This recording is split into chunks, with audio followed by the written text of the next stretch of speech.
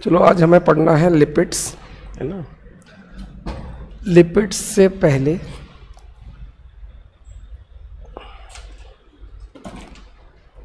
चलो लिपिड्स को ही शुरू करते हैं। चलो तो प्रोटीन कंप्लीट हो गया है। नोट्स वगैरह डल गए क्या आज? प्रोटीन के डल गए आज? आई है ना एक पीडीएफ? आई है, तो डलना शुरू करते हैं। देखना सिर्फ, चलो ठीक है देख लो, ठीक है, नहीं तो रहने दो, मैं हाथ से लिख दूंगा। चलो अपन को पढ़ना है लिपिड्स, ठीक है। अब लिपिड्स के साथ क्या समस्या है? कहाँ गया बोर्ड?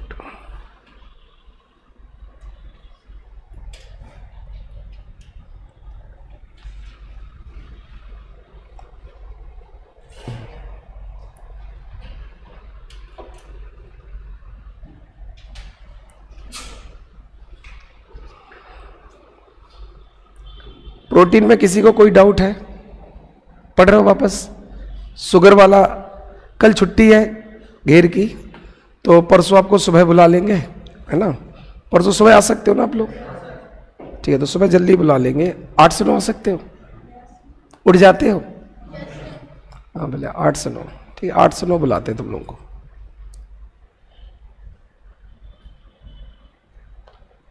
कल बताते हैं इंदौर में अच्छी खासी होली होती है। अब यहां समझते हैं। अपन ने सबसे पहले पढ़ा कार्बोहाइड्रेट, और कार्बोहाइड्रेट में क्या लिखा कि अगर मोनोसैकेराइड को जोड़ते चले जाएं, है ना, तो कार्बोहाइड्रेट को अपन और क्या बोलते हैं? पॉलीसैकेराइड। मोनोसैकेराइड की साथ साथ अपन इसको क्या बोलते हैं? पॉलीसैकेराइड। पॉली मतलब बहुत सारे, सैकेराइड मतलब शुगर। तो अगर हम बहुत सारी शुगर मोनोसैकेराइड को जोड़ दें तो क्या बन जाएगा? कार्बोहाइड्रेट। तो जब मैं कार्बोहाइड्रेट को देखूंगा तो सब में केवल शुगर मिली होगी, और ऐसी किसी भी संरचना को होमोजीनस, हिंदी में समांगीय। तो कार्बोहाइड्रेट का स्ट्रक्चर होमोजीनस है। होमोजीनस का मतलब समझ गए? जब भी उसका नेचर देखेंगे तो एक जैसा ही मिलेगा, शुगर के अलावा कुछ भी नहीं मिलेगा, है ना। जब हम प्रोटीन को देखेंगे, और सब लोगों को रेगुलर आना, गैप नहीं करना, है ना। और दूसरा, जब हमने प्रोटीन को देखा तो इसको भी हम पॉलीपेप्टाइड बोल देते हैं। पॉलीपेप्टाइड क्यों बोलते हैं प्रोटीन को? क्योंकि बहुत सारे अमाइनो एसिड पेप्टाइड बॉन्ड के थ्रू जुड़ जाते हैं, तो अपन उसको पॉलीपेप्टाइड बोलते हैं। तो जब आप प्रोटीन को देखोगे तो अमाइनो एसिड के अलावा कुछ भी नहीं मिलेगा। तो प्रोटीन भी कैसा मिलेगा? होमोजीनस। होमोजीनस का मतलब समझ गए? जिसमें एक ही तरह का केमिकल कंपाउंड हो, एक ही तरह का रासायनिक यौगिक हो, तो वो केमिकली होमोजीनस हो जाएंगे, वो रासायनिक रूप से समांगीय हो जाएंगे। तो अपन ने जो कार्बोहाइड्रेट पढ़ी वो भी केमिकली होमोजीनस है, और जो अपन ने प्रोटीन पढ़ी वो भी केमिकली होमोजीनस है। तो कार्बोहाइड्रेट क्या है? पॉलीसैकेराइड। प्रोटीन क्या है? पॉलीपेप्टाइड। पर ऐसे फैट को अपन डिस्क्राइब नहीं कर सकते, क्योंकि जो लिपिड या फैट है, या लिपिड ज्यादा अच्छा नाम है, जो लिपिड्स होते हैं ना वो हेट्रोजीनस होते हैं। उसमें कोई एक कंपाउंड नहीं होता, एक से ज्यादा तरह के कंपाउंड होते हैं, ठीक है। तो लिपिड्स अपने आप में कैसे होते हैं? हेट्रोजीनस, विषमांगीय। जिसमें एक से ज्यादा तरह का कंपाउंड है उन्हें बोलते हैं हेट्रोजीनस, ठीक है। तो फिर उन्होंने कहा, किसको अपन ने बोला? कार्बोहाइड्रेट मतलब पॉलीसैकेराइड। उन्होंने कहा प्रोटीन को नहीं, पॉलीपेप्टाइड। पर ऐसा वर्ड अपन लिपिड के लिए नहीं लगा सकते। तो एक साइंटिस्ट थे ब्लूर, ब्लूर ने कुछ डेफिनेशन दी। ब्लूर ने कहा सबसे पहले कि इनका जो ओरिजिन है, जो इसकी उत्पत्ति हो, वो क्या हो? ऑर्गेनिक हो, मतलब किसी जीव से इसकी उत्पत्ति होनी चाहिए। अगर कोई लिविंग बीइंग से पैदा हो रहा है तो वो ऑर्गेनिक मटेरियल है, और अगर तुम लैब में बना रहे हो तो वो केमिकल है। अपन कहते हैं ना केमिकल और ऑर्गेनिक खेती, सुना होगा। ऑर्गेनिक खेती मतलब हमें वही चीज यूज करना जो किसी ना किसी जीव से मिल रहा हो।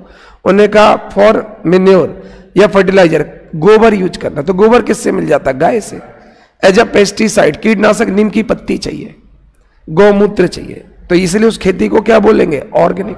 कि जो कुछ भी है वो किसी न किसी लिविंग बीइंग या जीवित जीव से मिलेगा। तो ब्लूर ने कहा कि फैट या लिपिड के लिए कुछ डेफिनेशन के लिए क्राइटेरिया होना चाहिए। पहला क्राइटेरिया कि लिपिड तभी बोला जाएगा जबकि उसकी उत्पत्ति किसी ऑर्गेनिक मटेरियल से, या तो किसी पौधे से हो रही होगी या किसी एनिमल से हो रही, पहली क्राइटेरिया। दूसरा कि वो वाटर में इनसॉल्युबल होना चाहिए। जो लिपिड है वो जल में अघुलनशील होना चाहिए, लेकिन नॉन पोलर, अध्रुवीय, जैसे कि एल्कोहल, जैसे कि फिनाइल, जैसे कि ईथर, जैसे कि बेंजीन।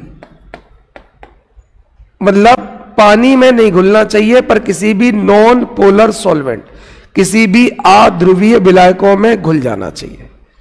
ठीक है, पोलर नॉन पोलर समझो। जैसे पानी है, पानी टूटकर तुरंत दो पोल्स दे देता, एक पॉजिटिव और एक नेगेटिव। तो अगर किसी विलायक या सॉल्वेंट में दो पोल बन जाते हैं तो वो कहलाता है पोलर, और किसी में नहीं बनते हैं तो वो क्या हो जाएगा, नॉन पोलर। जैसे बेंजीन में नहीं बनते, बेंजीन का फॉर्मूला C6H6, इसमें कोई पॉजिटिव नेगेटिव नहीं है, तो ये कैसा होगा, अध्रुवीय, नॉन पोलर। और वाटर कैसा हो जाएगा, पोलर, क्योंकि एक H+ है, एक OH नेगेटिव। तो फैट वही होगा जो पोलर में ना घुले पर नॉन पोलर में घुल जाए। ठीक है, तो ब्लूर ने डेफिनेशन दी।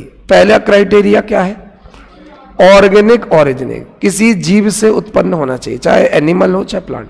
और दूसरा क्या है, वाटर में इनसॉल्युबल हो पर नॉन पोलर में सॉल्युबल। ऐसे किसी भी कंपाउंड को, ठीक है, क्या बोल सकते हैं, lipids.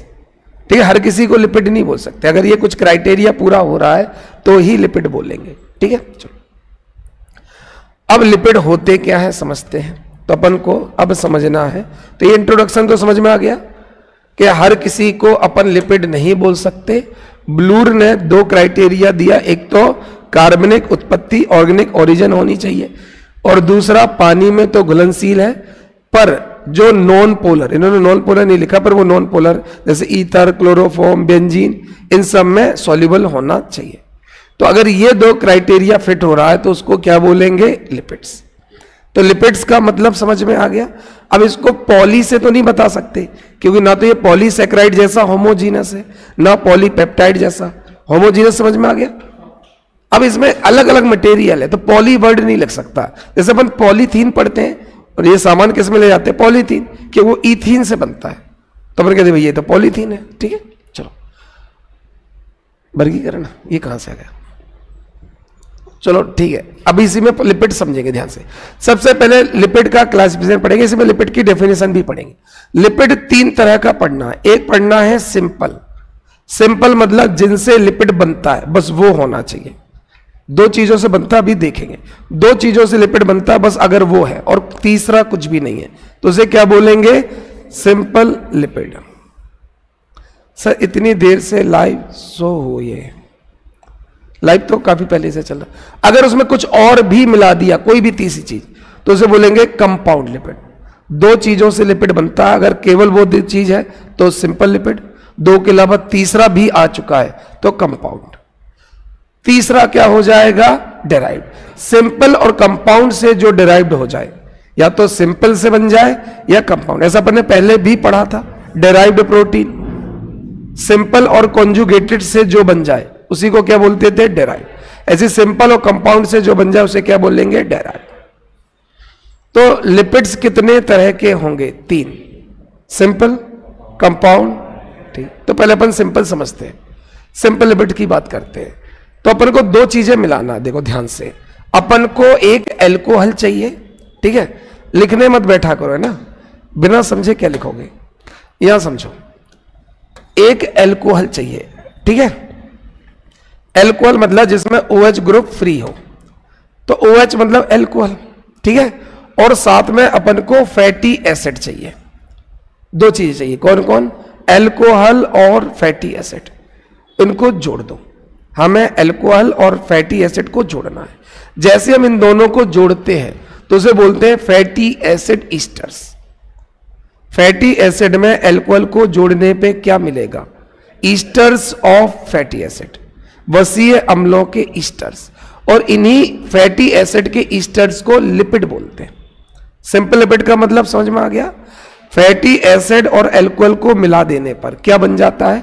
Esters of fatty acid, Hindi में वसीय अम्लों के ईस्टर्स, और इन्हीं वसीय अम्लों के ईस्टर्स को सिंपल लिपिड्स कहते हैं।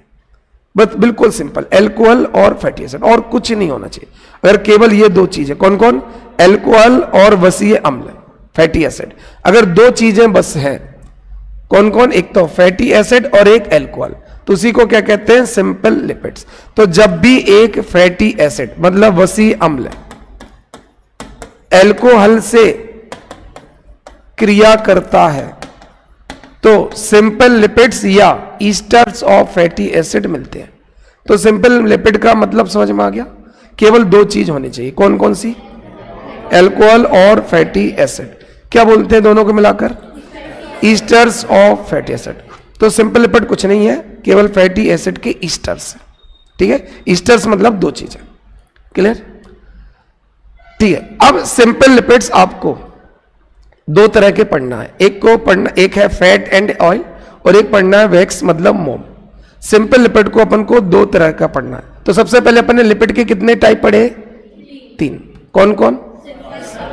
कंपाउंड और सिंपल का मतलब क्या है? फैटी एसिड के ईस्टर्स। फैटी एसिड के ईस्टर्स का मतलब फैटी एसिड जब भी अल्कोहल से रिएक्ट करेगा तो फैटी एसिड के ईस्टर्स मिलेंगे। तो केवल अल्कोहल और फैटी एसिड होगा तो सिंपल, अल्कोहल और फैटी एसिड के अलावा तीसरा कुछ भी आ जाएगा तो कंपाउंड, और सिंपल और इनसे कुछ चेंज होके बन जाएगा तो डेराइव। अब शायद तीनों समझ में आ गए होंगे, सिंपल, कंपाउंड और डेराइव। सिंपल समझ में आ गया। अब सिंपल में अपन को दो चीजें पढ़ना, दो टाइप, एक को फैट एंड ऑयल पढ़ना है और एक वैक्स पढ़ना। तो fat and oil and wax अपन को पढ़ना। सबसे पहले पढ़ना है फैट एंड ऑयल। ठीक है, अपन ने ये लिख लिया, ये बना लिया। अच्छा, बनाते चलो, केवल फ्लो चार्ट सा बना लो, यही तुम्हारा शॉर्ट नोट्स है। ठीक है, इसी को रिवाइज करना है एग्जाम टाइम पर, जो आप फ्लो चार्ट बनाते जा रहे हो ना। तू मेरा धर्मा तू मेरा कर्मा, यही सब है तुम्हारा। इसको लाल कपड़े में बांध कर डेली पूजा किया करो। हाँ, डेली है ना, लाल किताब। तो पहले ये लिख लो। सर लाइव में देखा था, नहीं सो रहा था, कोई दिक्कत नहीं, टेक्नीशियन की तरफ से सॉरी बोल रहे हैं ना। चलो, क्लासिफिकेशन लिपिड का लिख लिया तीन। पहले जनरल लिपिड का मतलब क्या है? ईस्टर्स ऑफ फैटी एसिड, बस एक लाइन लिख दो और नीचे लिख देना अल्कोहल प्लस एट फैटी एसिड। ठीक है, सिंपल लिपिड के सामने लिख देना वसीय अम्लों के ईस्टर्स। अच्छा, लैंग्वेज तो कोई दिक्कत नहीं हो रही, हिंदी इंग्लिश वालों को, है ना। और यहां नीचे लिख देना alcohol plus fatty acid, alcohol तथा वसीय अम्ल, दो चीज लिख देना। ठीक है, तो सिंपल लिपिड्स के सामने क्या लिखोगे? ईस्टर्स ऑफ फैटी एसिड, वसीय अम्लों के ईस्टर्स, और नीचे क्या लिखोगे? अल्कोहल प्लस वसीय अम्ल बराबर सिंपल लिपिड्स। तो अपन को समझ में आ जाएगा सिंपल लिपिड का मतलब क्या है। ठीक है, चलो अब अपन को सिंपल लिपिड्स में क्लासिफाई करना है, दो तरह का पढ़ना है, fat and oil and wax मोम। Fat and oil and wax. तो अपन को सिंपल लिपिड दो तरह का पढ़ना, वसा और तेल और वैक्स। ठीक है, सबसे पहले फैट एंड ऑयल पढ़ते हैं ना। फैशन बहुत आसान है, देखो, अगर हम अल्कोहल में केवल ग्लिसरॉल ले लें, फैटी एसिड का अल्कोहल के साथ जो ईस्टर बनता है उसी को तो सिंपल लिपिड्स बोलते थे। अभी तक यही पढ़ा था ना कि अल्कोहल और फैटी एसिड को मिला दे तो सिंपल लिपिड बनेगा। अब अगर अल्कोहल में केवल ग्लिसरॉल ले ले, कंफर्म है कि ग्लिसरॉल होना चाहिए। ग्लिसरॉल एक अल्कोहल है, OL मतलब अल्कोहल, मेथेनॉल, एथेनॉल, ग्लिसरॉल, तो OL मतलब अल्कोहल होगा। तो अगर हम कंफर्म है कि फैटी एसिड के साथ ग्लिसरॉल ही ले लें तो ग्लिसरॉल लेने पर वो फैट एंड ऑयल बनता है। ठीक है, ठीक है। तो अगर हम ग्लिसरॉल के एक के साथ यहां बनाए दे रहे हैं कोई डायग्राम, अच्छा यही डायग्राम था ना जो अभी दिखाया था। देखो, अगर हम ग्लिसरॉल के साथ, एक अल्कोहल है, ग्लिसरॉल के साथ 1 2 3 फैटी एसिड जोड़ दें तो उसे फैट या ऑयल कह सकते हैं। फैट या ऑयल समझ में आ गया? कैसे कहेंगे? अगर हम 3 फैटी एसिड के साथ, 3 वसी अम्ले के साथ ग्लिसरॉल, और कोई अल्कोहल नहीं होना चाहिए, मेथनॉल नहीं होना चाहिए, एथेनॉल नहीं होना चाहिए, बेंजोल नहीं होना चाहिए, केवल कौन होना चाहिए? ग्लिसरॉल। तो अगर हम 3 वसीय अम्लों के साथ, 3 फैटी एसिड के साथ केवल ग्लिसरॉल को जोड़ दे तो हमें फैट एंड ऑयल मिलता है। कंडीशन अलग है, अपन पढ़ेंगे कब फैट बोलना है, कब ऑयल बोलना है, पर हम फैट ऑब्लिक ऑयल बोलेंगे, या तो फैट बोलेंगे या ऑयल। अब कितने फैटी एसिड जोड़ने पड़े?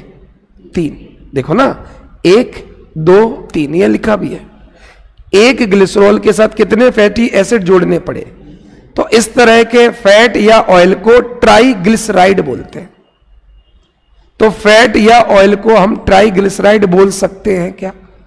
किसी भी तेल को ट्राइग्लिसराइड बोल सकते हैं, क्योंकि 3 फैटी एसिड से बना है। तो फैट या ऑयल का मतलब क्या है?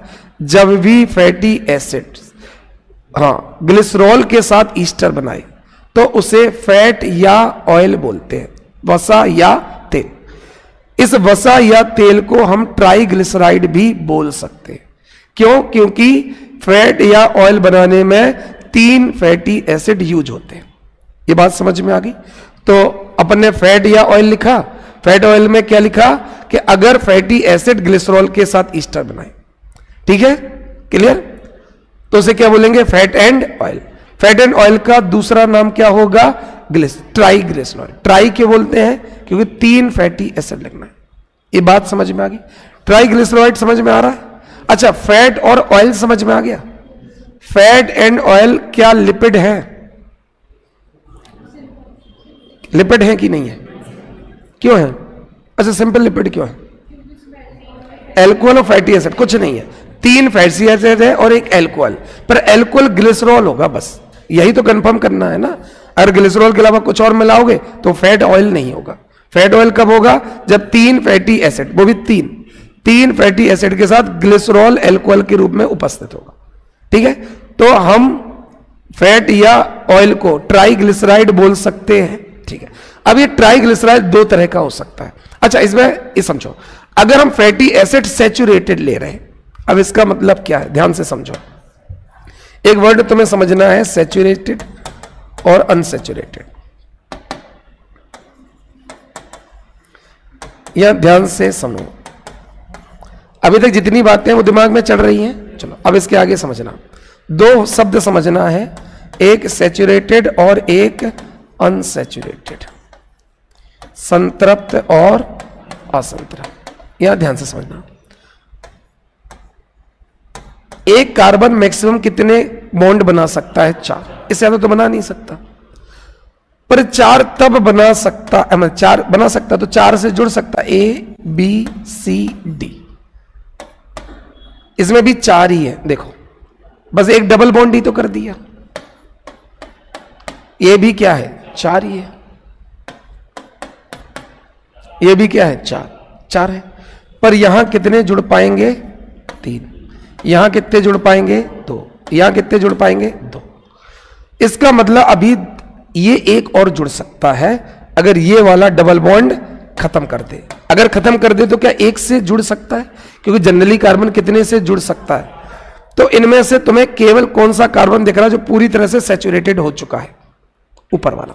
4 से ही तो जुड़ सकता है, जुड़ चुका है, यही तो सैचुरेटेड है। तुम 4 रोटी खा सकते, खा ली तुमने, हो गए सैचुरेटेड। तो एक कार्बन 4 से जुड़ सकता है, उससे ज्यादा उसमें क्षमता नहीं है। तो ये कैसा कार्बन होगा? Fully saturated. ये सब क्या होंगे? अनसैचुरेटेड, क्योंकि ये अपनी पूरी क्षमता से, कैपेसिटी से नहीं जुड़ पा रहे। ये 4 से जुड़ सकता, भी कितने से जुड़ा है? ये भी तो 2 से, ये तो 3 से। तो ये सब क्या होंगे? Unsaturated fatty acid. तो सैचुरेटेड अनसैचुरेटेड बता दोगे? जिसमें केवल सिंगल बॉन्ड होगा वो सैचुरेटेड, जिसमें डबल ट्रिपल बॉन्ड होंगे अनसैचुरेटेड। सबको पक्का समझ में आ रहा है? चलो बहुत बढ़िया। तो अगर हम ट्राइग्लिसराइड में जो फैटी एसिड ले वो सैचुरेटेड हो तो फैट कहलाता है, और अगर अनसैचुरेटेड ले तो ऑयल कहलाता है। तो फैट और ऑयल में अंतर समझ में आ गया। अगर सैचुरेटेड फैटी एसिड लोगे तो उसे वसा बोलते हैं, और अनसैचुरेटेड फैटी एसिड लोगे तो तेल बोलेंगे, ऑयल। तो मेरे ख्याल से ये समझ में आ गया होगा कि किस सिंपल लिपिड को ऑयल बोलना है, किस सिंपल लिपिड को फैट बोलना। ठीक है, फैट तभी बोल सकते हैं जब सैचुरेटेड होगा। ठीक है, क्लियर।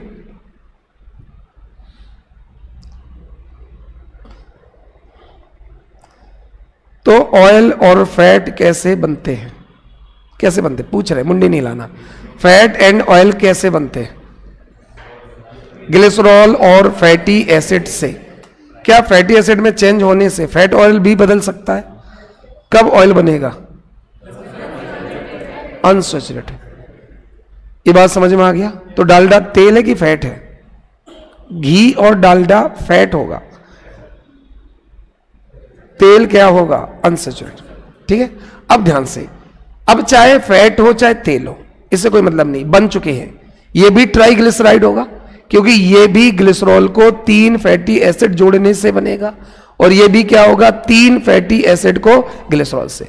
बस वो फैटी एसिड कैसे है उस बेस पर नाम बदल जाते हैं। बात तो वही है, इसको भी 3 फैटी एसिड प्लस 1 ग्लिसरॉल, इसको भी 3 फैटी एसिड प्लस 1 ग्लिसरॉल। बस इसके फैटी एसिड अनसैचुरेटेड है, इसके फैटी एसिड सैचुरेटेड, मतलब ये भी ट्राइग्लिसराइड होगा और ये भी। तो वसा और तेल दोनों ही क्या कहलाएंगे? ट्राइग्लिसराइड। ठीक है, अब ट्राइग्लिसराइड 2 तरह के होंगे। ठीक है, यहां मैंने ग्लिसराइड लिखा पर ट्राई ही समझना, 2 तरह के होंगे समझना। अगर तीनों एक जैसे हुए, जो 3 फैटी एसिड, कितने फैटी एसिड लेना है? 3। एक ग्लिसरॉल के साथ कितने लेना है? 3। पर मैंने पहला, दूसरा और तीसरा तीनों एक जैसे ही ले लिए। जो पहले फैटी एसिड लिया वही दूसरा, वही तीसरा, तो उसको क्या कहेंगे? सिंपल ट्राइग्लिसराइड का मतलब समझ में आया? ऐसा ट्राइग्लिसराइड जिसमें 3 फैटी एसिड हो और तीनों के तीनों सेम हो। अगर समान फैटी एसिड ले लिया तो कैसा ट्राइग्लिसराइड? सिंपल। और अलग अलग ले लिए तो मिक्स्ड। तो सिंपल और मिक्स्ड ट्राइग्लिसराइड समझ में आया? सिंपल कब बोलेंगे? अगर एक ही तरह के 3 आइडेंटिकल फैटी एसिड लोगे तो क्या बनेगा? सिंपल। और 2 या तीनों अलग, देखो इसमें देखो, तुम ये मुझे बताओ ये कैसा होगा? सिंपल होगा या मिक्स्ड होगा?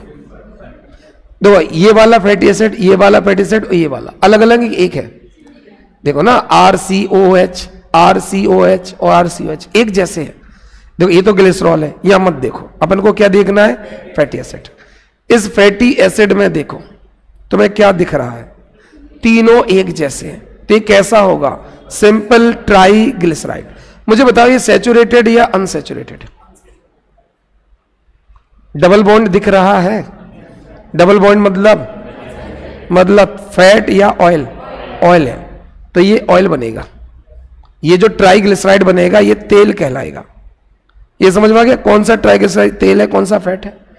और ये भी समझ में आ गया सिंपल का मतलब क्या है। अगर मैं अलग अलग फैटी एसिड ले लेता तो क्या कहलाता? मिक्स्ड। तो अगर या तो 2 हो जाती या 3, हो सकता मैं तीनों अलग ले लेता, या 2 एक जैसे एक अलग ले लेता। दोनों में मिक्स्ड होगा। अगर मैं तीनों अलग अलग ले लूं, अगर मैं ऐसा कोई फैटी एसिड ले लूं ABC, तो ये भी मिक्स्ड है, तीनों फैटी एसिड अलग है। या AAB, ये भी मिक्स्ड है क्योंकि दूसरा तो अलग हो गया। या फिर ABB, ये भी अलग है। ये तीनों किसके एग्जाम्पल है? Mixed triglyceride. क्योंकि तीनों एक जैसे ना हो, भले 2 एक जैसे हो, हमें क्या लेना? हमें तीनों एक जैसे चाहिए। अगर तीनों एक जैसे है तो सिंपल, तीनों एक जैसे नहीं है तो मिक्स्ड। अब चाहे तीनों अलग हो चाहे 2 एक जैसे हो, तो सिंपल और मिक्स्ड ट्राइग्लिसराइड समझ में आ गए? चलो बहुत बढ़िया। तो फैटी एसिड कितने तरह के होते हैं? अच्छा, फैटी एसिड का मतलब क्या होता है? फैटी एसिड नहीं, सॉरी, लिपिड का मतलब, सॉरी। अच्छा मैंने ये पूछ लिया, पूरी क्लास में सन्नाटा।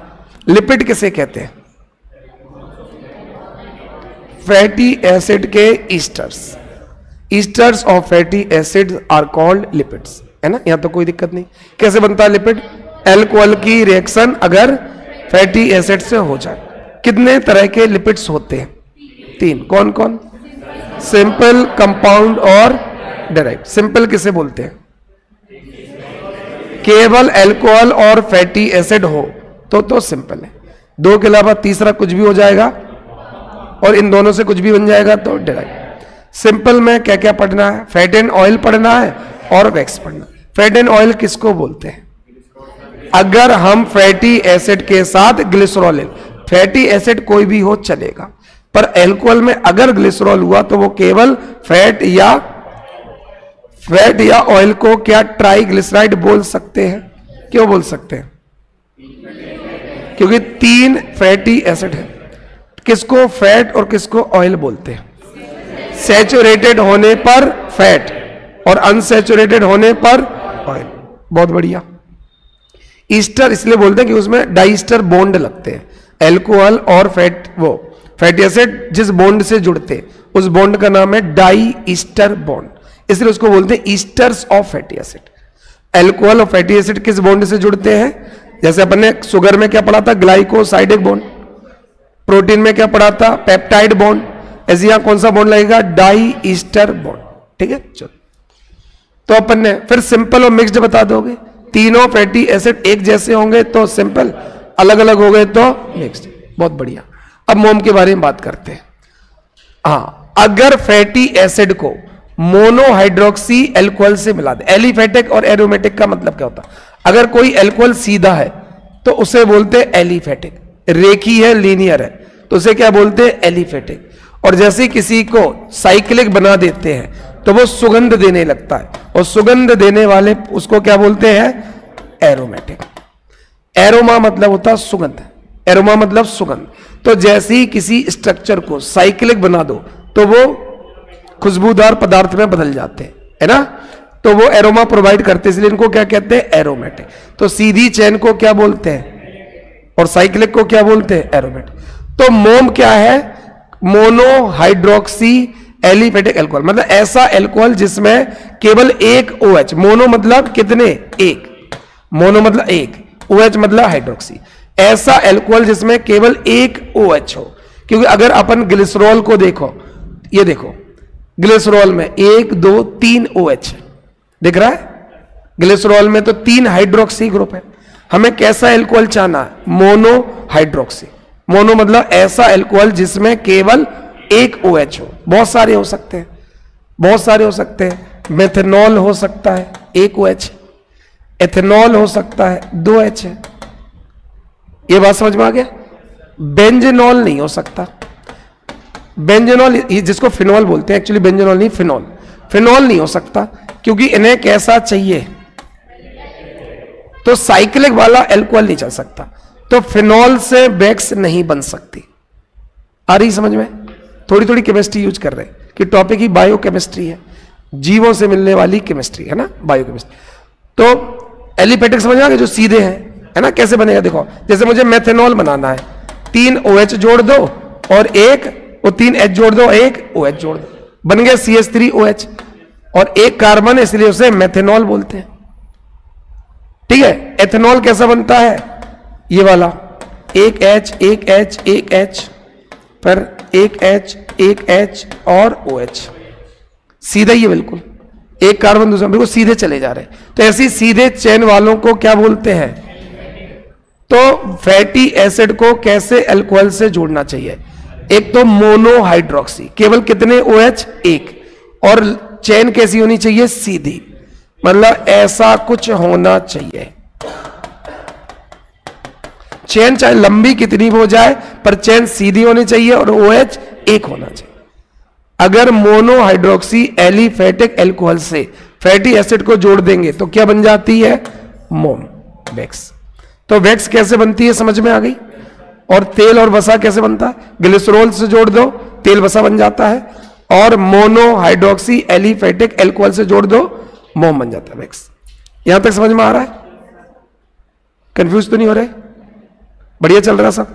जैसे ही तुम्हारी ट्रेन पटरी से उतर जाए, मतलब क्या होता है एक्चुअली, ऐसे मैं बोलता हूं, तुम लोग हो पैसेंजर और लेक्चर है ट्रेन, तो जब तक तुम ट्रेन में बैठे हो, सफर का मजा ले रहे हो, कोई दिक्कत नहीं। पर जैसे ही तुम स्टेशन पे छूट जाओ और तुम्हारी ट्रेन आगे निकल जाए तो मुझे बता देना कि सर हमारी ट्रेन निकल गई है, ठीक है? तो तुम मंजिल तक, सिलेक्शन कब होगा? जब तुम ट्रेन में बैठोगे। ट्रेन में बैठना मतलब समझ में आना। जब आपको समझ में ही नहीं आएगा तो डेस्टिनी तक कैसे पहुंचोगे? तो भाई साहब बिना अपने उसके ही बता देना। मैं नहीं चाहता कि कॉलेज जैसा लेक्चर चले, प्रोफेसर आए कुछ भी बोले, बच्चा भी सोच रहा 1 घंटा टाइम काटना है, 9 से 10, ऐसा नहीं, जहां तुम्हें समझ में आए, जितनी मेरी क्षमता हुई उतना तुम्हें समझा देंगे, है ना। चलो, तो मोम कैसे बनता है और फैट एंड ऑयल कैसे बनता है। तो सिंपल लिपिड में 2 ही पढ़े थे, fat and oil and wax.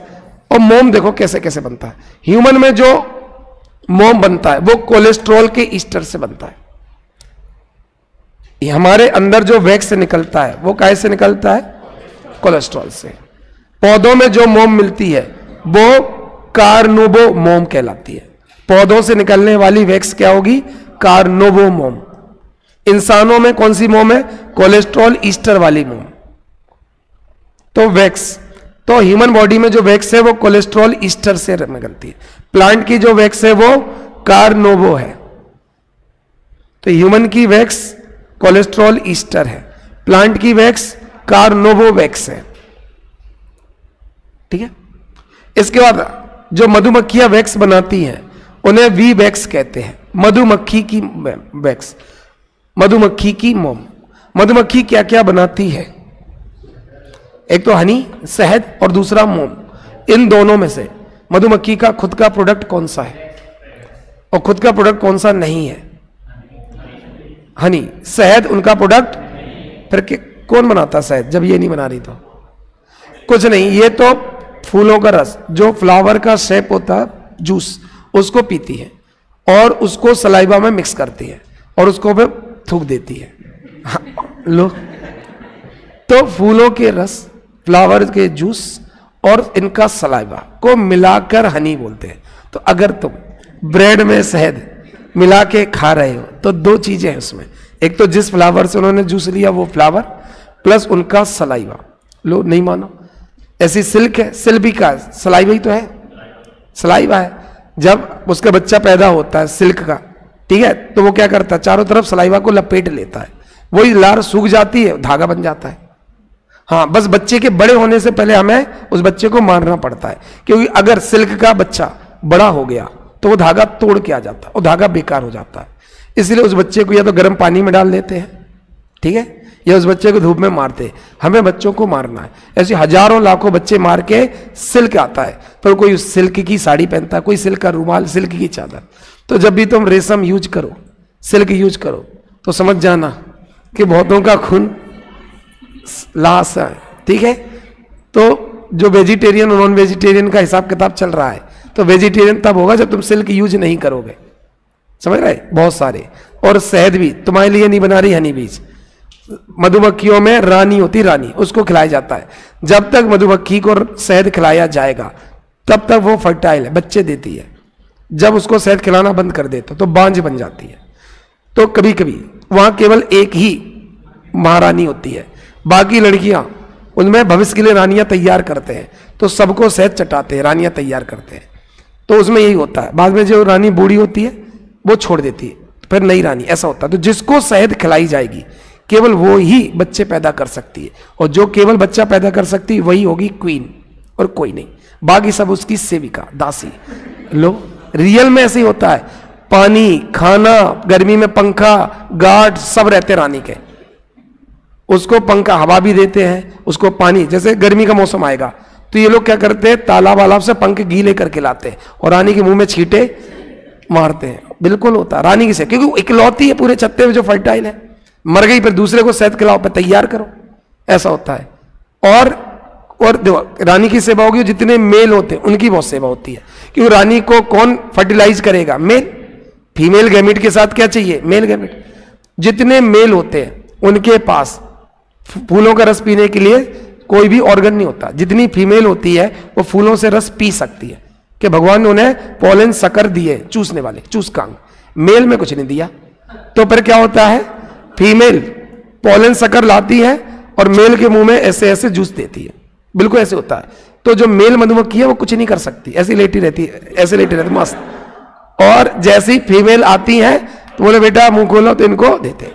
ये कब तक होगा, जब तक वो रानी को फर्टिलाइज ना कर दे। जिस दिन रानी फर्टिलाइज हो गई है ना, तो उसमें क्या होता है, रानी को छत्ते से बाहर उतारते हैं, मेटिंग फ्लाइट, कि आज प्रजनन का समय आ चुका है बेटी, अब वो समय आ चुका है जिसके लिए तुम्हें बड़ा। फिर उसी समय सारे मेल को भगा दिया जाता है। क्या कर रहे हो, रानी तो वहां चली गई, ठीक है। अभी समझो, इसके बाद जब मेल कॉपुलेशन ये संभोग होगा तो फिर रानी वापस लौट आती है। डॉक्टर वगैरह चेक करते हैं, नाड़ी दाइयां आई आती है, ये गर्भवती है, फिर रानी को आराम, बिल्कुल जैसा बोल रहे वैसा ही होता है। समझ में आ गए? अब जितने मेल हैं गार्ड बाहर ऐसे भाला लिए रहते हैं, एंट्री बंद हो जाती। जैसी रानी फर्टिलाइज होगी सारे मेल जो बिल्कुल अय्यासी की लाइफ जी रहे थे उनको निकाल दिया जाता है। तो मेल को पाला क्यों जाता है? केवल रानी को फर्टिलाइज। जिस दिन रानी बड़ी होगी फर्टिलाइज होगी, मेल की एंट्री बंद हो जाएगी। और ध्यान रखना जो फर्टिलाइज करता है रानी उसको डंक से ही मार देती है। हाँ वो एक तो मर ही जाता है, एक भाई हो जाता है शहीद। तो जो मेल फर्टिलाइज करेगा उसकी तो मौत। सबसे पहले तो रानी अपने पति को मार के विधवा, सिंदूर मिटा, बोले पति तो गए हो, है ना। और बाकी जो उसके आते हैं उनकी एंट्री क्या हो जाती है? बंद। क्या भगवान ने उन्हें फूलों का रस पीने के लिए कोई शक्कर या चूसकांक दिए? नहीं दिए, तो वो भूख प्यास से मर जाते हैं। तो जब भी तुम्हें मधुमक्खी के छत्ते की तरफ 20, 50, 100 लाशें दिखाई दे तो समझ जाना कौन है? मेल। और 2-3 दिन पहले ही रानी फर्टिलाइज हुई है, 2-3 दिन जिंदा रहते भूख प्यास। इतना तो आदमी तड़पते हुए कि हमें कोई ले लो अंदर, तो मर जाते हैं। तो मेल की तो भगवान कहते जरूर है कि कुत्ते की मौत, कुत्ते की मौत। मुझे उससे भी दर्दनाक मौत लगती है मेल मधुमक्खी की मौत, भूख प्यास से मरते हैं सब। और देखो अगर रानी फर्टिलाइजेशन के लिए उड़ी और उसी समय किसी ने रानी को पत्थर मार दिया, रानी के सर पे लग गई, या आंधी तूफान कुछ आ गया, तो बिना फर्टिलाइजेशन के अगर रानी वापस लौटी तो वो चेक करते हैं सॉरी अभी फर्टिलाइज नहीं हुई, तो सारे मेल को आइए सर, आइए सर। मेल को पता ही नहीं चल रहा कि स्कैम क्या होने वाला है। बचपन से बढ़िया राजपुत्रों की तरह पाला जा रहा है और एकदम से बिल्कुल घर से निकाला दिया जाता है। और भगवान ने कितनी बेइज्जती की है, उनके पास कुछ नहीं है। तो जिस दिन उन्हें छत्ते से बाहर निकाला जाता है, मौत के अलावा कुछ भी नहीं। तो दुनिया में सबसे दर्दनाक मौत किसकी है? मेल मधुमक्खी। उससे दर्दनाक दुनिया में कोई नहीं। कुत्ते की मौत भैया कुछ नहीं है, कुत्ता रो पड़ेगा उसकी मौत देख के, है ना। समझ में आ गया? सुनो, तो शहद उनका प्रोडक्ट नहीं है, केवल वैक्स या मोम होता है ना। अब यहां समझो, क्लियर? तो क्या ह्यूमन बॉडी में वैक्स बनता है? बनता है। कोलेस्ट्रॉल का ईस्टर। क्या पौधों में मोम बनता है? क्या बोलते हैं उसको? कार्बियोन, है ना, कार्न उबा जो भी हो। और हनी में बी वैक्स बोलते हैं। इसके अलावा मोम कहां मिलता है? मानव में तो मिलता है, सिल्क वाला है, एक और है। इसके अलावा रेशम में भी, ऊन में बनता है। ऊन में बनने वाले मोम को बोलते हैं लेबोलिन, लेबोलिन बोलते हैं, लेनोलिन बोलते हैं, लेनोलिन, लेनोलिन। ऊन पर मिलने वाले मोम को क्या बोलते हैं? लेनोलिन या वूल फैट। तो ऊन पर मिलने वाला मोम क्या कहलाता है? लेनोलिन। ये गलत लिखा है यहां पे, ये होगा लेनोलिन, ठीक है, लेनोलिन। तो ये मोम बता दोगे कहां कहां मिलता है? ह्यूमन बॉडी में, प्लांट्स में, हनीबीज में और ऊन में। तो अपन ने सिंपल लिपिड पढ़ लिया कंप्लीट। सिंपल लिपिड कितने तरह के होते हैं? 2। Fat and oil, wax. Fat and oil कैसे बनता है? जब भी ग्लिसरॉल को फैटी एसिड से जोड़ेंगे तो फैट या ऑयल। कब फैट कब ऑयल? सैचुरेटेड होने पर फैट, अनसैचुरेटेड होने पर ऑयल। यहां तो कोई दिक्कत? मोम कब बोलेंगे? जब भी फैटी एसिड के साथ mono hydroxy aliphatic alcohol Easter बनाएगा तब उसे बोलेंगे मोम। क्लियर? ठीक है। पहले क्या पीएससी में ये इकोनॉमिक जूलॉजी था, तो ये चैप्टर पढ़ा करते थे पहले। मधुमक्खी पालन ये सब था सिलेबस में, पुराने सिलेबस में। और क्या, ये ऐसा टॉपिक था जिसमें बच्चा बोर ही नहीं होता था।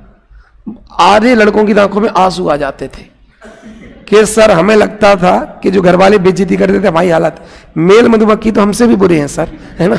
चलो अब अपन को पढ़ना है कंपाउंड लिपिड्स, है ना। अगला लिपिड पढ़ना है कंपाउंड, यौगिक, कंपाउंड लिपिड्स। सर फिर से समझा दिए वैक्स वाला, और कितना समझना। ला से पिच गई यहां पे, इतनी बॉर्डर में नहीं मरे थे सिपाही जितने यहां मरे। चलो अब यहां सुनो, कंपाउंड लिपिड्स। तो जब भी एल्कोहल और फैटी एसिड के साथ साथ तीसरा, देखो 2 तो होने चाहिए, जब तक 2 नहीं होंगे लिपिड तो कहलाएंगे ही नहीं। फैटी एसिड और एल्कोहल होंगे तो लिपिड कहलाएंगे, तीसरा भी कुछ होना चाहिए। तो इससे बहुत सारे बन जाएंगे। देखो बहुत आसान है, अगर उसमें फॉस्फेट जोड़ देंगे, लिपिड में अगर फॉस्फेट जोड़ दिया तो क्या बन जाएगा? फॉस्फोलिपिड। अगर कार्बोहाइड्रेट जोड़ दिया तो ग्लाइको मतलब ग्लाइकोजन, कुछ भी, शुगर। तो अगर हम लिपिड में शुगर जोड़ देंगे तो ग्लाइकोलिपिड्स, अगर हम सल्फेट जोड़ देंगे तो सल्फोलिपिड। किसका फोन आ रहा है? घर से? बच्चा ईमानदार है, सुनो। और अगर लिपिड में प्रोटीन जुड़ गई तो लिपोप्रोटीन। तो ये सब किसके एग्जाम्पल हो जाएंगे? कंपाउंड लिपिड के। तो कंपाउंड लिपिड समझ में आ रहा है? जब भी लिपिड के साथ कुछ और जोड़ दिया जाए, जैसे फॉस्फेट, जैसे कि शुगर, जैसे कि सल्फेट और जैसे प्रोटीन। लिपिड में प्रोटीन जोड़ दिया तो क्या बन गया? लिपोप्रोटीन। तो ये लिख लो कौन कौन से हो जाएंगे compound lipids.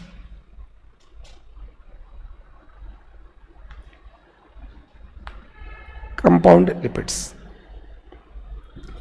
Phospholipids, glycolipids, sulfolipids और सल्फो, पीएचओ करना इसको, है ना? पीएच होना चाहिए, एफ होना चाहिए। तो सल्फेट में तो पीएच होता है, ठीक है, जो भी हो अभी समझ लेंगे, स्पेलिंग बाद में खेलेंगे। तो कंपाउंड लिपिड कौन कौन से हो गए? फॉस्फोलिपिड क्योंकि फॉस्फेट जुड़ा है, ग्लाइकोलिपिड क्योंकि शुगर जुड़ी है, सल्फोलिपिड क्योंकि सल्फेट। जब भी लिपिड के साथ तीसरा कुछ भी जोड़ दोगे तो वो क्या हो जाएगा? Compound lipid. इसमें तो कोई दिक्कत है नहीं। तो अपन सबसे पहले फॉस्फोलिपिड को समझते हैं। फॉस्फोलिपिड में अपन कौन कौन सा पढ़ना है? एग्जाम्पल नाम पढ़ लो। फॉस्फेटिडिक एसिड, ये एक फॉस्फोलिपिड है। लेसिथिन्स एक फॉस्फोलिपिड है। सेफेलिन एक फॉस्फोलिपिड है। इनेसिटोइड एक फॉस्फोलिपिड है। प्लाज्मोलेजेंस फॉस्फोलिपिड है। और स्पिंगोमाइलिन्स, केवल नाम पढ़ लो, याद हो जाए तो है, बाकी इतना डेप्थ में नहीं लगता, पूछेंगे, लिख लो, है ना? एग्जाम्पल है। ये सब फॉस्फोलिपिड के टाइप है। इसमें भी फॉस्फेट, इसमें भी फॉस्फेट, अलग अलग एल्कोहल अलग अलग से कुछ मिल गया होगा, है सब में फॉस्फेट, इन सब में फॉस्फेट है, पर किसी में फैटी एसिड बदल गया होगा, किसी में एल्कोहल बदल गया होगा, क्योंकि दो चीज और भी तो होंगी, फॉस्फेट, एल्कोहल और फैटी एसिड, तीन होंगे। तो फॉस्फेट तीनों में होगा, किसी में एल्कोहल बदल गया होगा, किसी में फैटी एसिड बदल गया, इसलिए वो नाम बदल गए। बस इनके एग्जाम्पल याद कर लो। फॉस्फोलिपिड के एग्जाम्पल याद कर लो। फॉस्फेटिडिक एसिड, लेसिथिन्स, सेफेलिन, इनोसिडोइड्स, प्लाज्मेलोजेंस और स्फिंगोमाइलिन्स। बस ये नाम रट लो, नैया पार हो जाएगी। ये घर पे जाके रिवाइज करते हो? यहां से जाके 15-20 मिनट देख लो, तो इतना ही पढ़ाते हैं डेली के 15-20 मिनट में रिवाइज हो जाए। इतना हो जाता हो ना 15-20 मिनट, और आते समय 15 मिनट 20 मिनट देख लो, तो 2 बार रिवीजन हो जाएगा। क्लास से जाने के तुरंत बाद और आने के ठीक पहले कि कल क्या पढ़ा था, बस इतना भी करते जाओ, बहुत है। तो फॉस्फोलिपिड के एग्जाम्पल पढ़ लो, बहुत है, ठीक है। स्फिंगो, यहां बिंदी लगा देना, स्फिंगोमाइलिन्स, स्फिंगोमाइलिन्स लिख दिया, ठीक है। अब फॉस्फोलिपिड में एक लाइन बस लिख दो कि जो प्लांट की सेल वॉल होती है वो काय की बनी होती है, फॉस्फोलिपिड, ठीक है। प्लांट्स की पौधप कोशिका भित्ति किसकी बनी होती है? प्लांट, उसकी फॉस्फोलिपिड की। तो प्लांट की सेल वॉल, पादप की कोशिका भित्ति, सेल के बाहर, वो काय की बनी होती है? फॉस्फोलिपिड। बस बहुत है, ठीक। बाकी इनमें से कोई काम का है नहीं, इनमें से कोई भी काम का है नहीं। हाँ, बस इसमें एक काम का है, स्फिंगोमाइलिन, ये थोड़ा सा मुझे काम का लग रहा है। स्फिंगो इसलिए बोलते हैं क्योंकि इसमें स्फिंगोसीन एसिड है, फैटी एसिड है ना अलग अलग, चूंकि इसमें स्फिंगोसीन है इसलिए इसको स्फिंगोमाइसिन। माइसिन वर्ड बहुत जरूरी है। जो तुम्हारी नर्व फाइबर है, तंत्रिका तंतु है, उसके ऊपर एक लेयर होती है, उस लेयर को क्या बोलते हैं? माइलिन शीथ, उसको बोलते हैं माइलिन शीथ। तो उसको बोलते हैं माइलिन शीथ, माइलिन का आवरण। और ये माइलिन में पाए जाने की वजह से क्या कहलाती? स्फिंगोमाइलिन। तो हमारी नर्व के ऊपर एक प्रोटेक्टिंग लेयर होती है, जैसे माइलिन कवर कहते हैं, माइलिन शीथ कहते हैं, हिंदी में माइलिन आवरण कहते हैं। इस माइलिन शीथ ये किस फॉस्फोलिपिड से बनता है? स्फिंगोमाइलिन। चूंकि स्फिंगोमाइलिन से बनता है, इसलिए नर्व फाइबर की कवर को क्या कहते हैं? Myelin sheath. माइलिन समझ में आ गया? जो हमारी नर्व होती है उसके ऊपर जो कवर, अरे जैसे तुम लोग तार देखते हो, तार के ऊपर प्लास्टिक कोटिंग होती है जिससे सिग्नल विग्नल लीक ना हो, ऐसे नर्व में भी सिग्नल जाते हैं, तो वो सिग्नल बाहर ना जाए इसके लिए उस पर एक कवर होता है, इंसुलेटेड कुछ चालक कवर। जैसे हम कोई भी कॉपर एल्यूमिनियम वायर लेते हैं, प्लास्टिक का कवर चढ़ा देते हैं, ऐसे हमारे नर्व के ऊपर भी एक माइलिन कवर होता है।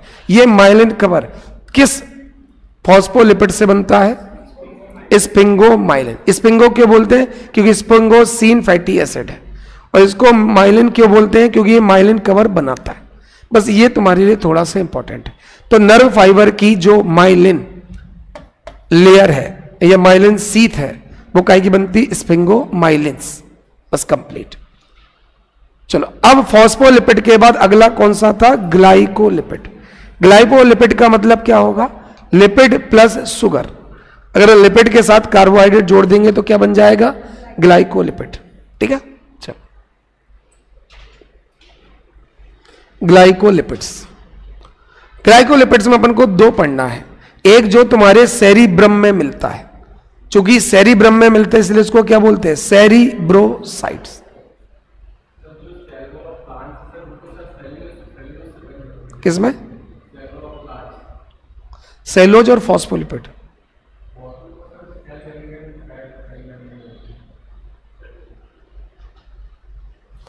सेल मेम्ब्रेन बनती है उससे लिपोप्रोटीन। लिपिड का फ्लूइड होता है, प्रोटीन की ग्लाइकोलिपिड होता है, और ग्लाइकोलिपिड ग्लाइकोप्रोटीन नहीं, फॉस्फोलिपिड तो नहीं होता। चलो चेक कर लूंगा ना, चेक कर लूंगा। चलो ग्लाइकोलिपिड में एक तो सेरिब्रॉइड्स मिलेगा, ये आपके ब्रेन के सेरिब्रम में मिलेगा, और दूसरा गैंग्लियोइड्स, ये भी ब्रेन के गैंग्लियोन में मिलेगा। दोनों ब्रेन में, ये ब्रेन के सेरिब्रम में है, ये ब्रेन के गैंग्लियोन में। तो ग्लाइकोलिपिड्स आपके ब्रेन में मिलता है, ग्लाइकोलिपिड्स आपके ब्रेन में मिलता है। या तो सेरिब्रम में मिलेगा तो सेरिब्रोसाइट बोलेंगे, या पर गैंग्लियोन में मिलेगा तो गैंग्लियोसाइट बोलेंगे। ठीक है, तो ग्लाइकोलिपिड कहां मिलता है? ब्रेन में, या तो सेरिब्रम में या गैंग्लियोन में, सेरिब्रोसाइट या गैंग्लियोसाइट।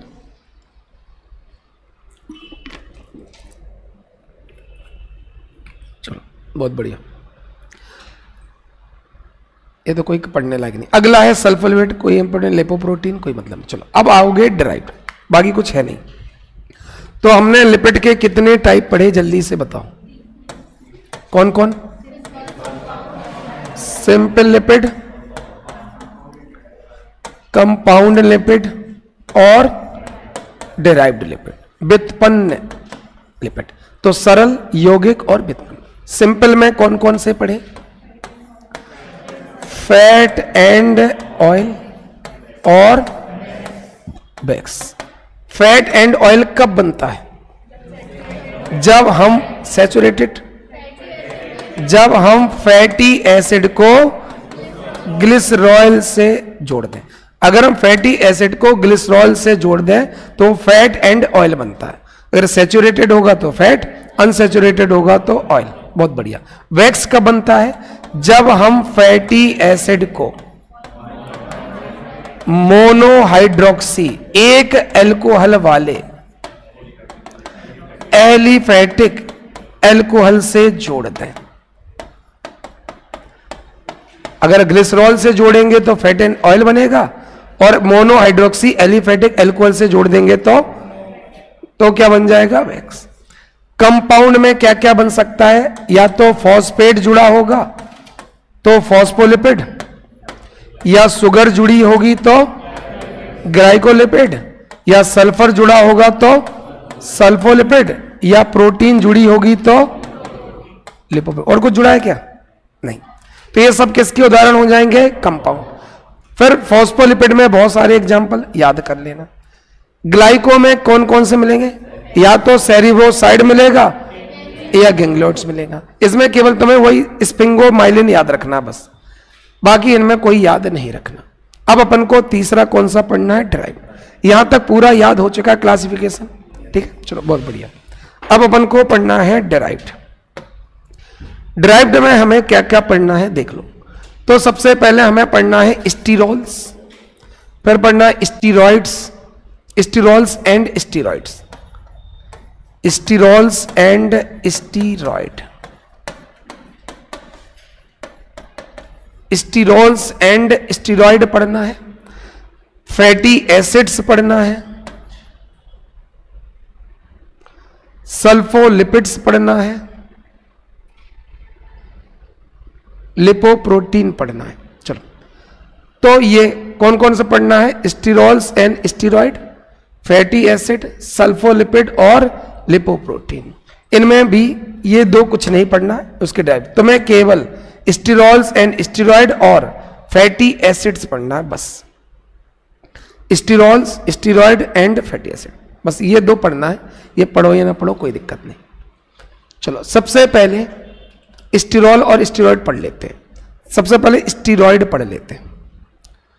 स्टीरॉइड क्या बनता है? बाइल जूस में मिलता है। स्टीरॉइड कहां मिलता है?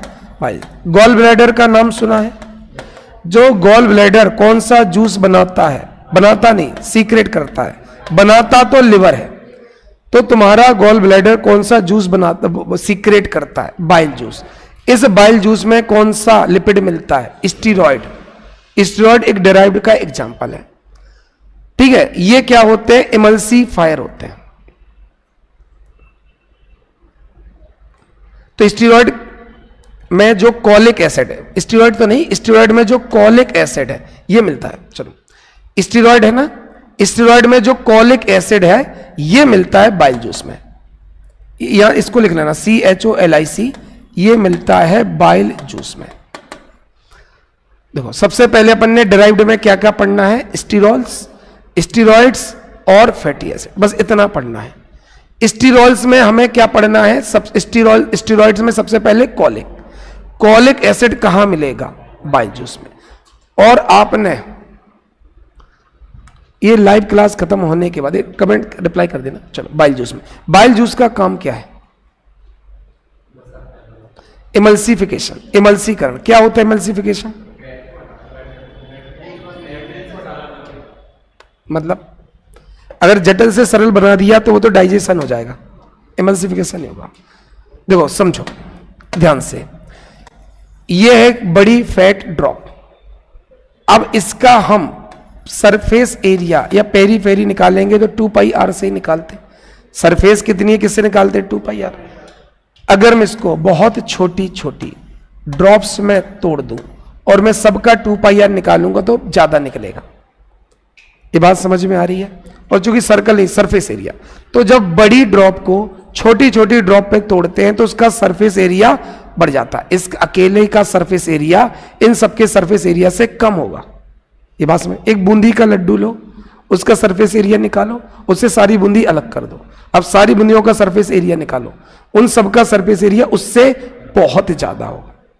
ये बात समझ में आ गई? अब एंजाइम को एरिया ज्यादा चाहिए होता। जितना बड़ा सरफेस एरिया होगा उतने ज्यादा एंजाइम उस फैट को डाइजेस्ट कर सकते हैं। तो फैट का डाइजेशन कब होगा? जब फैट की ड्रॉप बड़ी होगी या फैट की ड्रॉप छोटी होगी।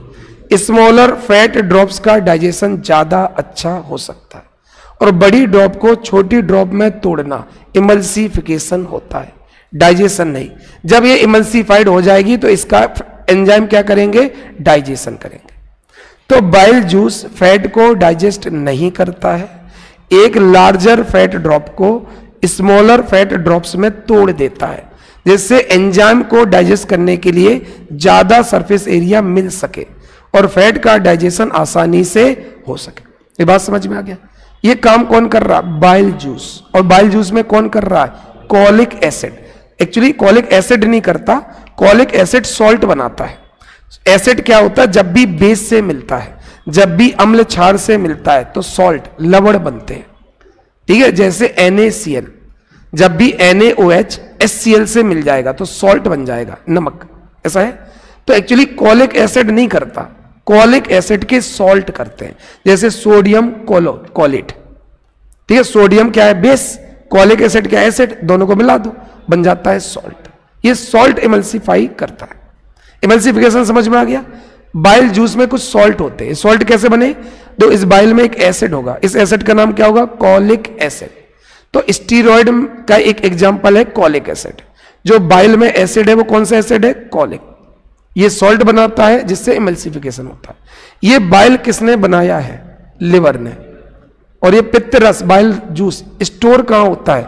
गॉलब्लैडर। ये किसके लिए जरूरी है? फैट के लिए। फैट का डाइजेशन ही नहीं होगा अगर तोड़ोगे नहीं। इसलिए जिन लोगों में शराब पीने से लिवर सिरोसिस हो जाती है, शराब पीने से कौन सा ऑर्गन खराब होगा? लिवर। लीवर खराब होगा तो क्या वो बाइल जूस बना पाएगा? तो क्या फैट का इमल्सिफिकेशन हो पाएगा?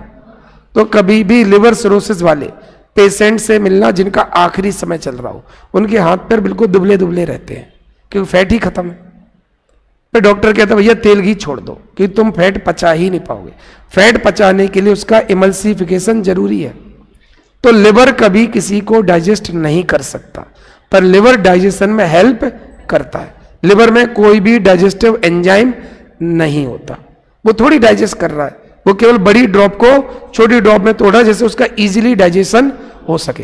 क्योंकि मैंने कल सिलेबस में देखा, तुम्हारे सिलेबस में डाइजेशन भी है। हाँ, स्ट्रक्चर के बाद नीचे वाली लाइन में डाइजेशन लिखा है।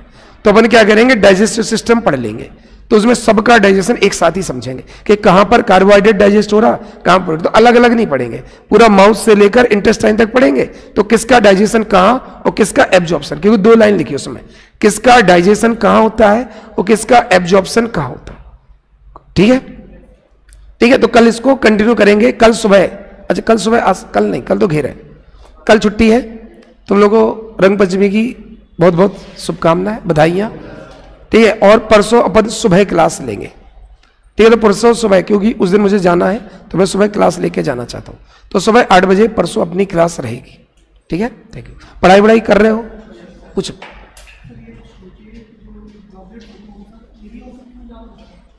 किसमें? अरे मतलब जैसे एक, मतलब अपन वही बोला ना, एक बूंदी का लड्डू है। अब सरफेस एरिया का फॉर्मूला देखो, सर्कल का तो मैं बता रहा हूं 2πr, क्योंकि लड्डू सर्कल नहीं है, एक स्फेरिकल है, तो उसका एक फॉर्मूला होता होगा। कोई है मैथ्स वाला? गोले का सरफेस एरिया कैसे निकालते हैं? कोई है गणित रामानुजन की पीढ़ी का? अरे कोई तो फॉर्मूला, अरे जैसे चूड़ी है उसका तो सरफेस एरिया निकाला जा सकता 2πr, पर गोले का सरफेस एरिया कैसे निकालेंगे? कोई फॉर्मूला होगा, जो भी होगा। तो उस फॉर्मूले से जब हम एक लड्डू का सरफेस एरिया निकालेंगे, ठीक है। अब हम सारी बूंदी अलग कर दो, हर एक बूंदी का क्या करो? सरफेस एरिया निकालो, और जब सबको जोड़ोगे उस अकेले लड्डू से ज्यादा निकलेगा। ये गणित से हो रहा है। ये देखो, जैसे मैं बता रहा हूं, अरे जैसे एक आदमी को लिटाओगे और एक आदमी को सर्कल बनाओगे, तो बताओ किसमें सरफेस एरिया कम हो जाता? सर्कल में। अब देखो, सर्दी आती ही, सर्दी में बाहर ठंड है, तो उस ठंड से निपटने के लिए हमारे शरीर में हीट होनी चाहिए कि नहीं? अब हीट हमारे अंदर से बाहर ना निकल जाए, क्योंकि हमेशा हाई से लो की तरफ जाएगा। बाहर है लो टेम्परेचर, अंदर है हाई टेम्परेचर, तो हीट कहां से कहां जाएगी? अंदर से बाहर, और बाहर निकल गई मर जाएंगे अपन, कि 37 फिक्स है। तो हम लोग क्या करते हैं? रात को समय सर्दी में सोते, सर्कल बना लेते हैं। देखा है कैसे सोते अपन? सिर और घुटना बिल्कुल पास में आ जाता है, तो हम क्या बना लेते हैं? सर्कल। जैसे हमारा सरफेस एरिया छोटा हो जाए। सरफेस एरिया जितना छोटा होगा हीट लॉस। तो जब तुम सीधे लेटते हो, गर्मियों में कैसे लेटते हो? 2 हाथ इतने दूर, 2 पैर इतने दूर, सरफेस एरिया इतना बड़ा। क्यों करते हो? क्योंकि जितनी ज्यादा हीट हो चली जाए। ऐसे तो सोते हैं, गर्मियों में तुम सिकड़ के नहीं सो सकते। कैसा? हाँ हाँ, अगर बार बार हो रहा तो निकाल देते हैं, तो डाइजेशन। हाँ, फिर तो स्टोर नहीं होता, जितना बनता है उतना आता जाता है। स्टोरेज जैसी फैसिलिटी खत्म है। गॉल ब्लैडर बनाता थोड़ी, स्टोर करता। बनाता कौन है? लिवर। तो अगर आप गॉल ब्लैडर निकाल भी दोगे तो बनता तो रहेगा, पर स्टोर कभी नहीं होगा। ठीक है, तो अपन अब फैट का कल क्लासिफिकेशन, फैट के फंक्शन स्ट्रक्चर एक काफी खत्म कर देंगे, है ना। धन्यवाद।